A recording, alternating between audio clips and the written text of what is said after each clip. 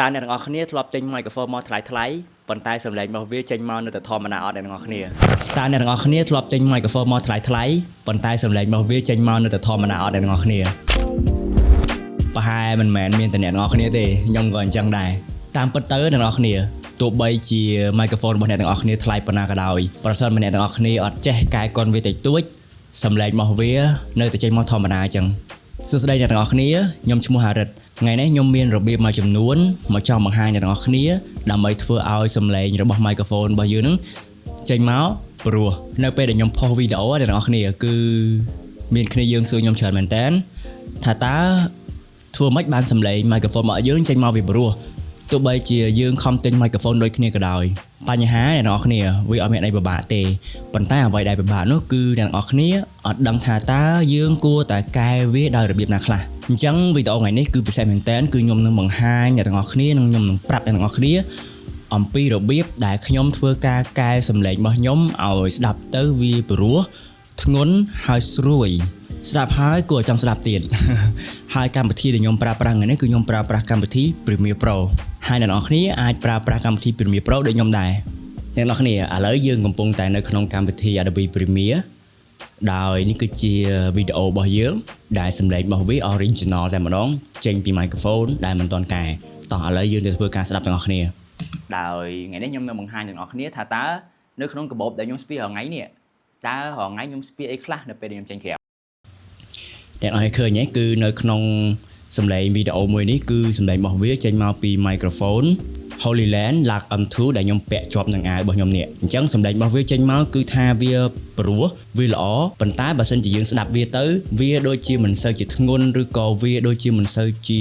ស្រួយគួរឲ្យចង់ស្ដាប់ទេវាមានលក្ខណៈថារៀងស្រាលអញ្ចឹងអ្វីដែលយើងចាប់ដើមធ្វើដំបូងគេគឺយើងដាក់ effect ទៅលើ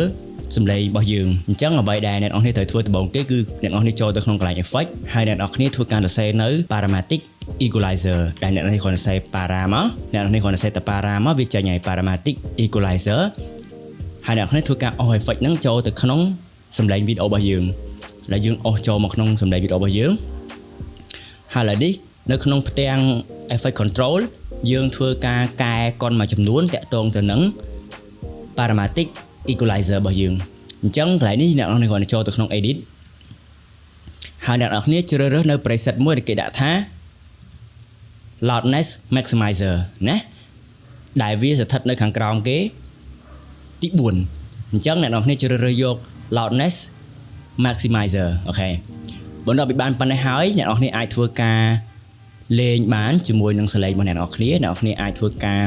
ដំឡើងនៅ low រៀងខ្ពស់តិចក៏បានដែរខ្ញុំយក low ប្រហែលជា20អញ្ចឹងយើងអាចធ្វើការស្ដាប់បានជាមួយសំឡេងរបស់យើងហើយថ្ងៃនេះខ្ញុំនឹងបង្ហាញទាំងអស់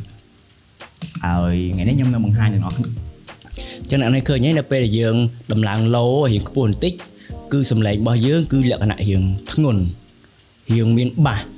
ក៏ប៉ុន្តែវាអត់សូវស្រួយទេអញ្ចឹងដើម្បីឲ្យវាស្រួយបានគឺយើងធ្វើការតម្លើងនៅ high ម្ដងអញ្ចឹង high ត្រង់នេះគឺខ្ញុំធ្វើការប្រហែលជា20ដូចគ្នាជាមួយទៅនឹង20 high និង20 low ណាអ្នកនរគ្នាអញ្ចឹងខ្ញុំយកគឺតម្រង់បែបនេះគឺ20 high 20 low គឺវាមានតម្រង់លក្ខណៈរៀងកោងបែបនេះអញ្ចឹងអ្នកនរគ្នាកុំភ្លេចធ្វើការបើកនៅ HP ត្រង់នេះអ្នកនរគ្នាគ្រាន់តែចុច HP នេះមកហើយអ្នកនរគ្នាអាចធ្វើការចុចនៅ low P ត្រង់នេះអញ្ចឹងអ្នកនរគ្នាគ្រាន់តែចុច2នឹងមករួចជាការស្រេចណាអញ្ចឹងអ្នកនរគ្នាអាចធ្វើការស្ដាប់សំឡេងវីដេអូរបស់យើងបានដោយថ្ងៃនេះខ្ញុំនឹងបង្ហាញអ្នកនរគ្នាថាតើនៅក្នុងកាបូបដែលខ្ញុំស្ពីរាល់ថ្ងៃនេះតើរាល់ថ្ងៃខ្ញុំស្ពីអីខ្លះនៅពេលដែលខ្ញុំចេញក្រៅដោយថ្ងៃនេះខ្ញុំនឹងបង្ហាញអ្នកនរគ្នាថាតើអ្នកនេះឃើញទេគឺសំឡេងវីដេអូរបស់យើងចេញមកលក្ខណៈធ្ងន់ហើយស្រួយឥឡូវយើងធ្វើការបិទនៅសំឡេងរបស់នឹងបិទនៅ effect របស់យើងចេញសិនដើម្បីស្ដាប់ថាតើពីមុននឹងក្រោយវាមានលក្ខណៈបែបម៉េចខ្លះពីមុននៅក្នុងកាបូបដែលខ្ញុំស្ពីរាល់ថ្ងៃនេះតើរាល់ថ្ងៃខ្ញុំស្ពីអីខ្លះនៅពេលដែលខ្ញុំចេញក្រៅដោយថ្ងៃនេះខ្ញុំនឹងបង្ហាញអ្នកនរគ្នាថាតើនៅក្នុងកាបូបពេលដែលយើងកែហើយដែលខ្ញុំស្ពីរាល់ថ្ងៃនេះតើរាល់ថ្ងៃខ្ញុំស្ពីអីខ្លះនៅពេលដែលខ្ញុំចេញក្រៅដោយថ្ងៃនេះខ្ញុំនឹងបង្ហាញអ្នកនរគ្នាថាតើនៅក្នុងកាបូបដែលខ្ញុំស្ពីរាល់ថ្ងៃនេះអ្នកនេះឃើញទេគឺសំឡេងវីដេអូរបស់យើងគឺចេញមកលក្ខណៈរៀងធ្ងន់ហើយស្រួយទៀតតោះឥឡូវយើងបន្តពីបានប៉ុណ្ណឹងហើយយើងធ្វើការនៅដាក់ effect មួយទៀតដើម្បីធ្វើឲ្យសំឡេងរបស់យើងកាន់តែរៀងខ្ពស់ជាងហ្នឹងហើយស្ដាប់ទៅមានទម្ងន់កាន់តែព្រោះអញ្ចឹងអ្វីដែលខ្ញុំធ្វើគឺខ្ញុំចូលកន្លែង effect ដែរគឺខ្ញុំប្រើប្រាស់នៅ multi band compressor អ្នកនេះគ្រាន់តែ save multi band មកវានឹងចេញមកហើយ multi band compressor ដូចគ្នាម្ដងហើយម្ដងទៀតយើងធ្វើការអស់ effect ហ្នឹងចូលមកកាន់វីដេអូសំឡេងរបស់យើងបន្ទាប់មកយើងចូលទៅកន្លែងនៅ effect control របស់យើងហើយយើងធ្វើការ edit វាត្រង់នេះគឺមានភាពងាយស្រួលមែនតើអ្នកនរគ្នាគឺអ្នកនរគ្នាគ្រាន់តែជ្រើសរើសយក preset ហើយអ្នកនរគ្នាជ្រើសរើសយក broadcast សំឡេងវីដេអូរបស់អ្នកនរគ្នានៅក្នុងនេះគឺវានឹងធ្វើការដំឡើងសំឡេងយ៉ាងខ្ពស់ហើយស្រួយអ្នកនរគ្នាចាំស្ដាប់ហើយថ្ងៃនេះខ្ញុំនឹងបង្ហាញអ្នកនរគ្នាថាតើនៅក្នុងកាបូបដែលខ្ញុំស្ពីថ្ងៃនេះវាយើងលឺបន្តិចអញ្ចឹងត្រង់នេះគឺវាយើងលឺបន្តិចអញ្ចឹងអ្វីដែលយើងអាចធ្វើបានគឺយើងធ្វើការទម្លាក់នៅ gain អញ្ចឹងត្រង់នេះគឺខ្ញុំធ្វើការដក gain ចោលខ្លះខ្ញុំដូរប្រហែលជាដក5អ្នកនរគ្នាណា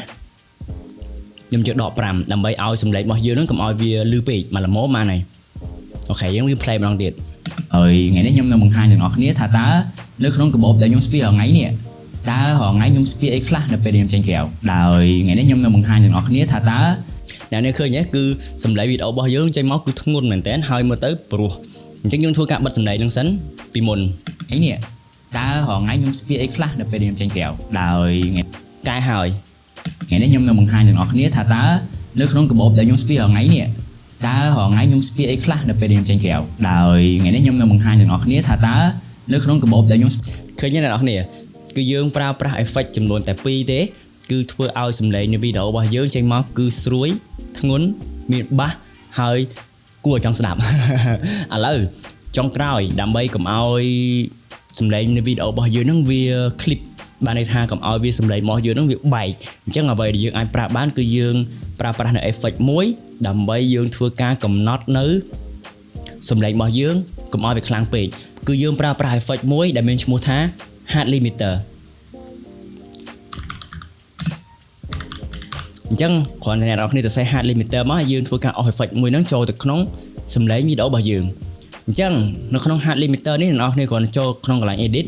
ហើយអ្នកនរគ្នាជ្រើសរើសនៅ preset ហើយអ្នកនរគ្នាជ្រើសរើសយក limit to 16 dB